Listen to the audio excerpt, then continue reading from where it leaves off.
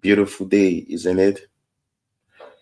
Well, we started this topic by talking about how to bring in new and quality board members for your organization, and we're able to list seven clear steps to take you through the process.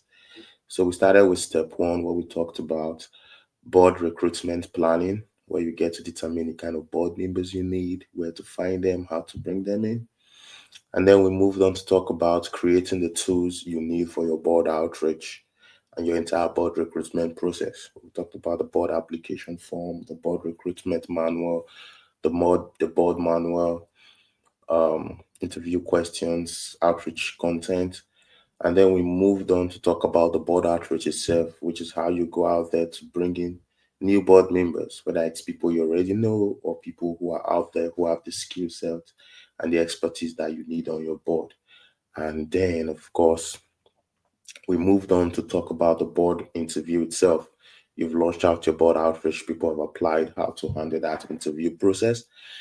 And of course, today we're going to be talking about the onboarding and orienting new board members. So you've been able to handle your interviews. You've sent out congratulatory emails to those who are successful. Now you need to onboard them. You need to orient them so that everybody can be in alignment across the organization. So the goal of board onboarding is basically to ensure that you have an informed board member.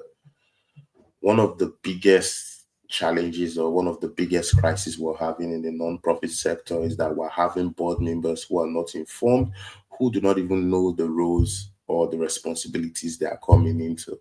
So in that situation, you find that board members begin to, withdraw. They don't give their all. They are not really present for the organization because they didn't really understand what they were coming into. So, but onboarding, what that does for you is helps your board members understand what they are coming into, help them understand their roles, help them understand their responsibilities, help them understand their commitment to the organization, right? And at the end of that process, they are signing to say, yes, I'm committing to these responsibilities, I'm committing to these roles, I'm committing to these commitments that have been mentioned. This is a very significant process in your board development process. If you miss out on this process, you're most likely going to have board members who do not understand their roles and who are not completely in agreement, thereby not leading them not to give you their all, right? So if you want to get your board right, if you want to get your board members right, after interviewing them, you must onboard them. Onboard them by introducing them to their roles. You onboard them by introducing them to their responsibilities. You onboard them by introducing them to their commitment. And at the end of the day, they get to sign that yes, they agree that they will provide this level of support for the organization. So, like I said, this role is very crucial. You're going to need some tools during the onboarding. You may need your strategic plan or your business plan, right, to provide them more information. You may even have to send this out earlier before the onboarding session so that they must have read through and understood, what they are coming into. You're going to need your board manual. The board manual is going to contain the role of the board, roles within the board, responsibilities of the board, and the commitment of the board. You also need your board agreement that says, we are committing to this level of commitment and responsibilities that have been, listed in the board manual. You also need to be able to collect references, right? If you've not done that before.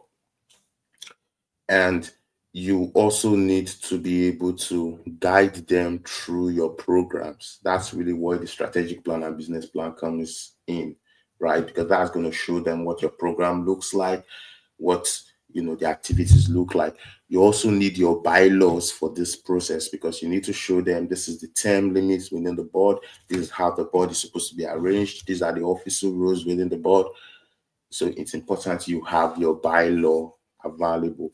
Another key important document you should also have is your financial, your financial documents that shows this is the financial state of the organization, right? This is where we're coming from. That way, they better know the standing of the organization and how best to support you moving forward. So, of course, after onboarding, the next step is the introductory board meeting, where we bring in both old and new board members to introduce themselves, what they do, their passion, what they're involved in, so that each board member can know who's the next person sitting on the board. And then, of course, you can then lead them on to strategic planning, where we tend to build complete board alignment through planning together. So I'm going to be coming on next to talk about the introductory board meeting and how you should handle that. And of course, at the end of the day, we'll talk about what strategic planning would look like so as to ensure alignment between the old and the new board members. So that's what I have for you today. Until I'm here again tomorrow to give you more value, more wealth of knowledge. Keep following us. Reach out to us if you need any help. We'll be happy to help you anytime. So until next